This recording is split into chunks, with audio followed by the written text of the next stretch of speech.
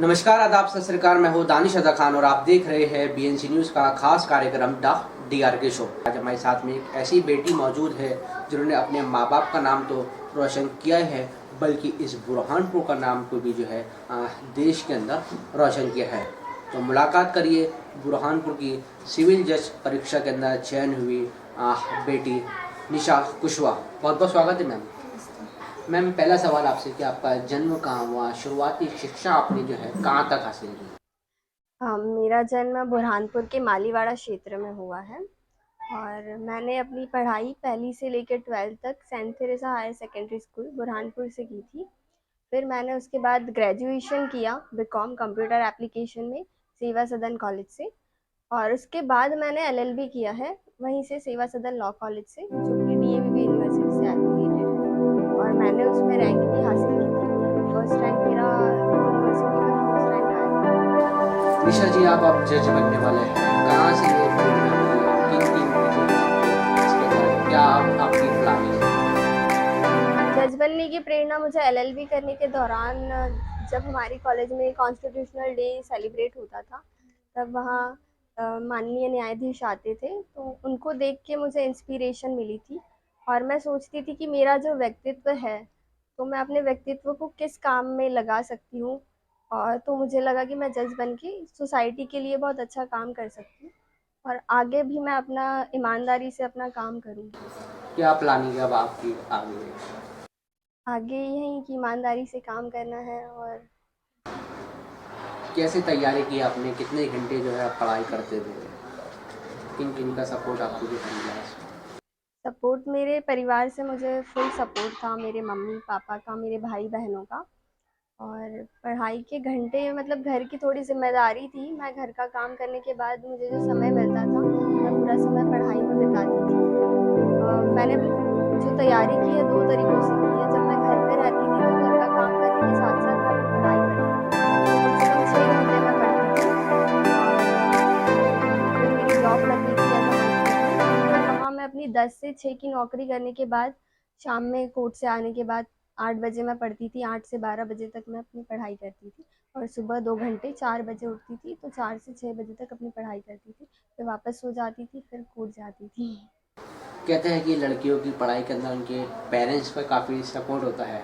आपको किस किस का सपोर्ट मिला है, टीचर्स के अंदर भी, पेरेंट्स के अंदर भी?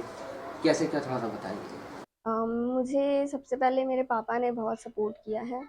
मेरे जो पिताजी थे वो, मतलब मैंने उन्हें बताया था कि मुझे सिविल जज की परीक्षा देनी है, और तो उन्होंने कहा कि मुझे तुझ पर पूरा विश्वास है, तू कर सकती है। तो उन्होंने मुझे, मतलब उनका सपोर्ट रहा मेरे लिए। फिर मेरी मम्मी ने भी बहुत सपोर्ट किया।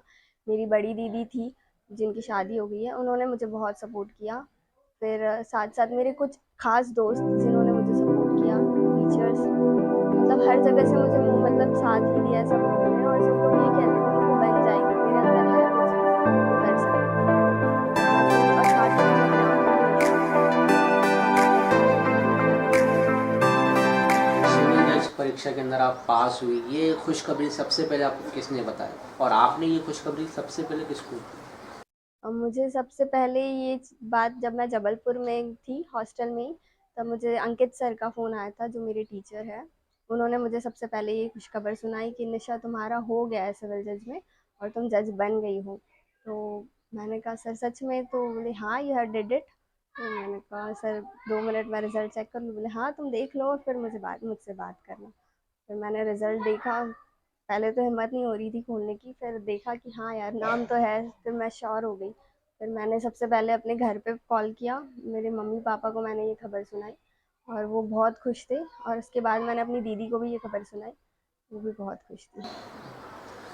कोविड का समय था, पढ़ाई क्या कैसे करते थे आप, क्योंकि सभी हॉस्टल, कॉलेज और बोर्ड भी बंद थी, कैसे पढ़ाई की? कोविड का समय मेरे लिए एक गोल्डन अपॉर्चुनिटी के रूप में मुझे मिला है, क्योंकि मतलब कोचिंग के लिए बुरहानपुर में कोई कोचिंग नहीं थी, सिविल जज के लिए कोई गाइडेंस नहीं था। तो अंकित सर से मैं मिली थी, तो उन्होंने कहा कि बेटा यहाँ तो कोई क्लासेस नहीं है, आप इंदौर से अपन क्लास कर सकते हैं, बट उसके लिए इंदौर जाना पड़ेगा। तो तब मैं इंदौर जाने की परिस्थिति मेरी थी नहीं कि मैं बाहर जाके पढूँ। तो कोविड के दौरान सारी क्लासेस ही ऑनलाइन हो गई थी। तो मुझे एक अपॉर्चुनिटी मिली कि मैं घर बैठ के ही उन टीचर्स से पढ़ सकती हूँ जो इंदौर में बैठ के अच्छी क्लासेस में पढ़ा रहे हैं। तो ये मेरे लिए गोल्डन अपॉर्चुनिटी थी कि मैं ऑनलाइन क्लासेस के थ्रू मैंने अपनी पढ़ाई की, साथ ही मैंने यूट्यूब चैनल्स की भी बहुत हेल्प की थी।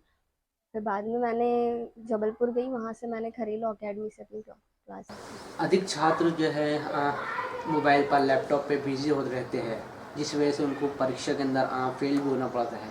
कैसे आपने जो है इन टेक्निकल गैजेट का यूज़ किया? सोशल मीडिया आज के दौरान में बहुत डिस्टरबेंस माना जाता है, बट ये हम पर डिपेंड करता है कि हम उसे कैसे यूज़ कर रहे हैं। सोशल मीडिया का यूज़ लोग मतलब बहुत बच्चे डिस्ट्रैक्ट भी हो जाते हैं, लेकिन कुछ बच्चे उसका यूज़ पढ़ाई के लिए भी करते हैं। तो मैंने सोशल मीडिया का यूज़ सिर्फ अपनी स्टडी के लिए किया।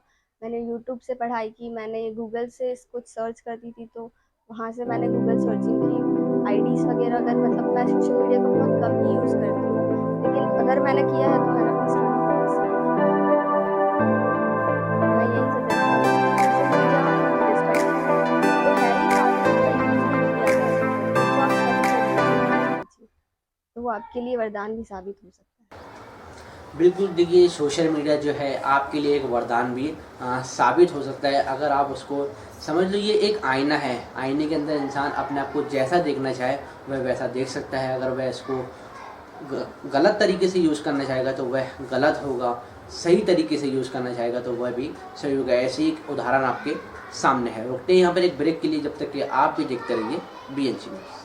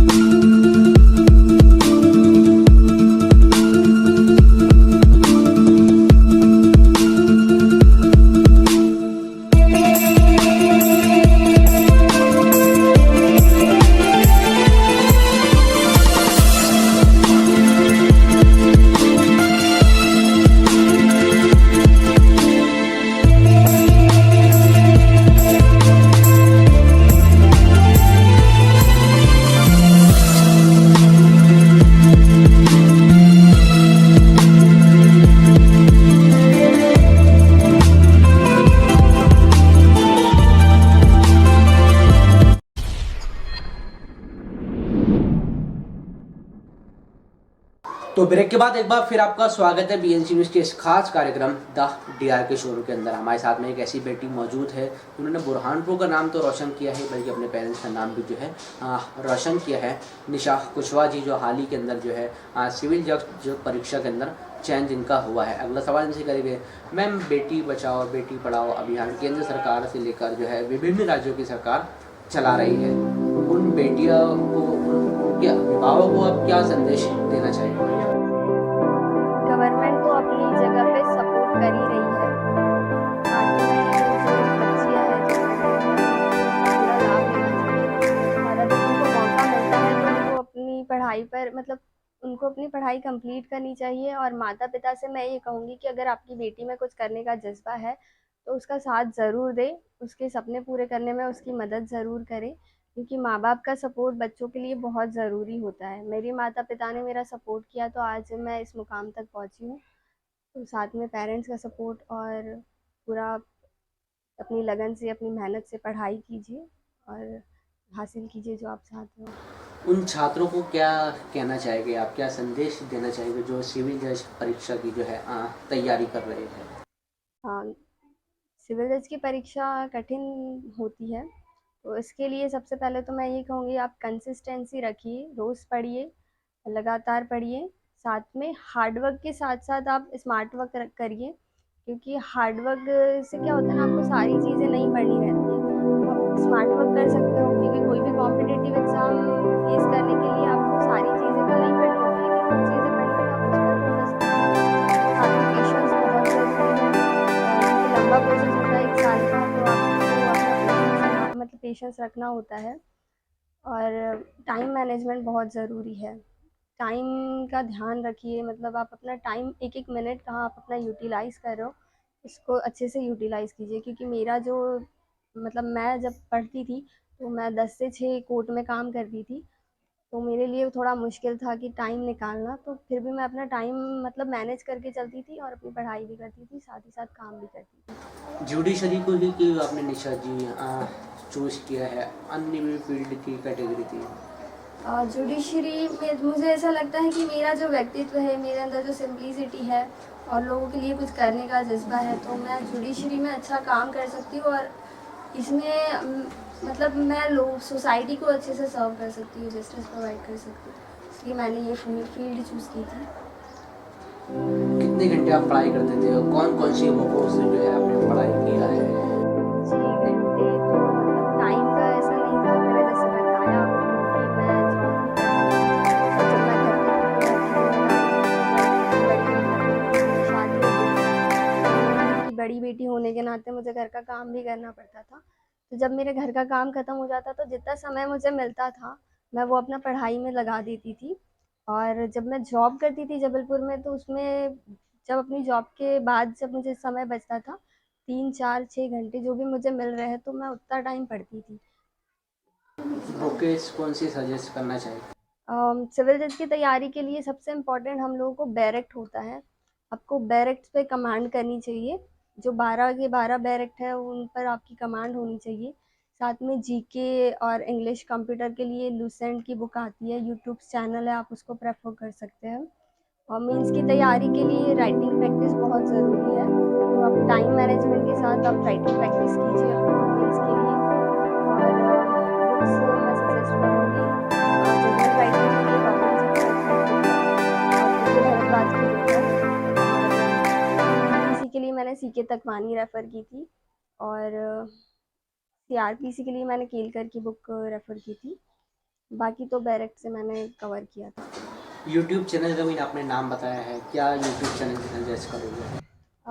मैंने करंट अफेयर्स के लिए क्रैक एग्ज़ाम चैनल फॉलो किया था और मध्य प्रदेश जीके के लिए एग्ज़ाम गुरुजी का चैनल फॉलो किया था और लॉ के लिए मैंने थ्योरी ऑफ एब्रोगेशन जो सर है उनका चैनल फॉलो किया था। तो ये थे बुरहानपुर की वह बेटी जो कि हाल ही के अंदर सिविल जज परीक्षा के अंदर पास होके अब कुछ ही दिनों के अंदर जो है जज बनने वाली है। तो फिलहाल आज के लिए इतना ही, मिलते हैं फिर किसी नई शख्सियत के साथ, जब तक कि आप भी देखते रहिए BNC न्यूज़।